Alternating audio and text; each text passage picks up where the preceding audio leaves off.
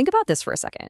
What if you had a dedicated, super intelligent partner guiding you through every single step of your professional life? That's the really powerful idea we're going to dive into today. This concept of a lifelong AI-powered companion for literally any career journey.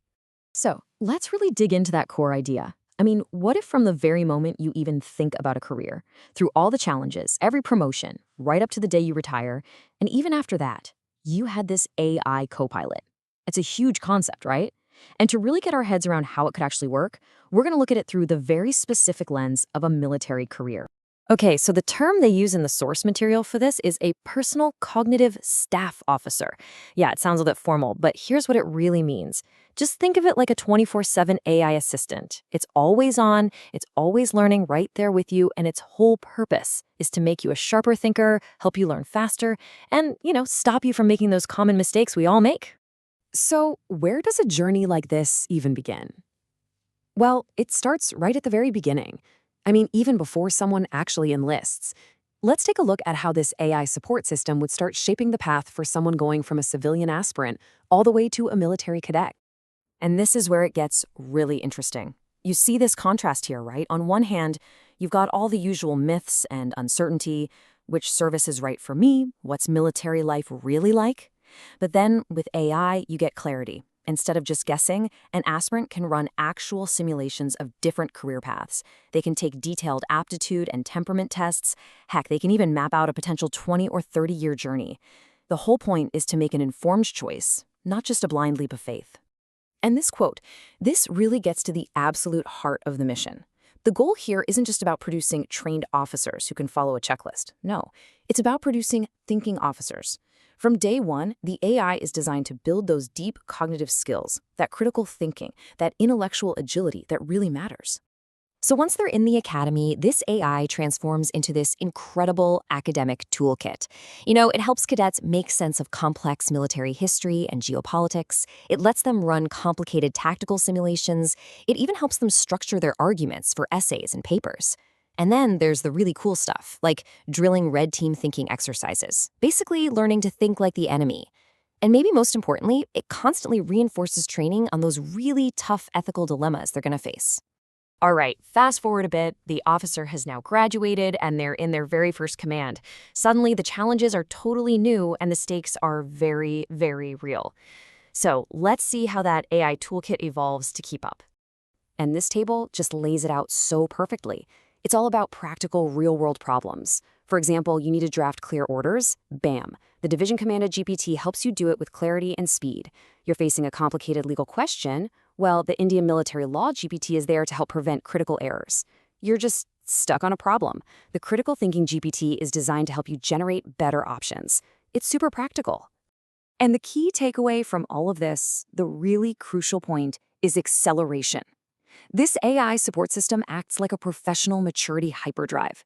It helps a young officer just blaze through the learning curve, mastering all that admin work, getting good at tactical planning, and learning from their mistakes way, way faster than they ever could on their own. Okay, so as our officer continues to move up the ranks, the decisions get a whole lot tougher. The consequences, they become far more significant. We are now entering the world of high-stakes, command-level decision-making. And that number says it all. 24/7.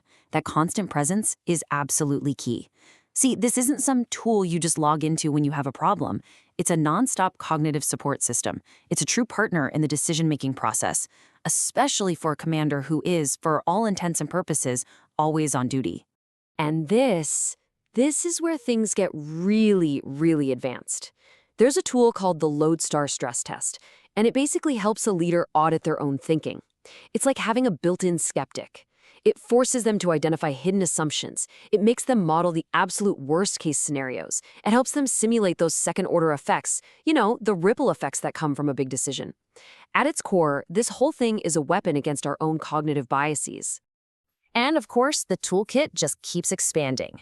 You've got a cognitive security GPT that's mapping threats in the information environment. That Division Commander GPT we mentioned earlier, now it's evolved to help with incredibly complex, multi-domain operations. Yeah, these are serious tools for very serious responsibilities. But what happens when the uniform finally comes off? You might think the journey ends there, but that's the crucial part. The AI partnership doesn't. So let's take a look at how it supports the transition to retirement and, life as a veteran. Anyone who's been through it knows a smooth transition out of the military takes a ton of planning. So the AI steps in here too. It helps with financial modeling, pensions, investments, the whole shebang. It can explore second career options like agribusiness, for example. And it helps navigate the incredibly complex world of veteran benefits and healthcare. This is all about reducing what can be a major source of stress for people who are retiring. And it gets super specific, which is what makes it so useful. We're talking about specialized GPTs just for healthcare entitlements, or just for housing schemes, or even for canteen services. What this does is make sure that veterans can easily access the specific benefits they've earned, which, let's be honest, can otherwise be a really, really frustrating process. Now, this next idea, this is truly profound. So often, when an officer retires, decades of experience and wisdom can just disappear. The system is designed to prevent that. Instead, it aims to capture all that expertise and convert it into what you could call national intellectual capital, a national asset. So how does it do that? Well, by empowering veterans to keep contributing, just in new ways. The AI can help a veteran structure that book they've always wanted to write. It can help them draft a policy paper to be presented in Parliament. It can even help them create frameworks for mentoring the next generation of aspirants. What it's really doing is preserving priceless institutional memory for the good of the entire nation. Okay, so let's pull back for a second and look at the big picture here. What's the real strategic power of an ecosystem like this? Because it's obviously so much more than just a collection of clever tools. The true power, it's all in the integration. It's not about any single tool, it's about how they all work together. It's about how they enable reasoning across totally different domains and how the entire system customizes itself to you personally at every single stage of your career. It creates this powerful, continuous loop. You plan, you execute, you evaluate, and then you reflect. And it just keeps going. And that right there brings us full circle. By integrating everything so seamlessly, the system truly becomes that personal military cognitive staff officer we talked about at the very beginning. It becomes a completely seamless, career-long cognitive partnership. So what are the big strategic impacts? Well, this chart sums it up nicely. First, you democratize knowledge. All that institutional wisdom is suddenly accessible to everyone, not just a few people at the top. Second, you improve operations. You get higher quality planning and, importantly, stronger ethics. And third, you create a national asset by preserving and utilizing all that incredible veteran expertise. When you boil it all down, that's what this entire system represents. It's not just a bunch of apps on a phone. It's a fundamental rethinking of what professional development can be. It's a continuous, career-long cognitive partnership between a person and their AI. And all of this leaves us with one last pretty big question. Okay, we've just seen how this model could be applied to a military career. But is this the template for the future of all professional development? Could you have a lifelong AI companion for your career, whatever it is? Now that is something to think about.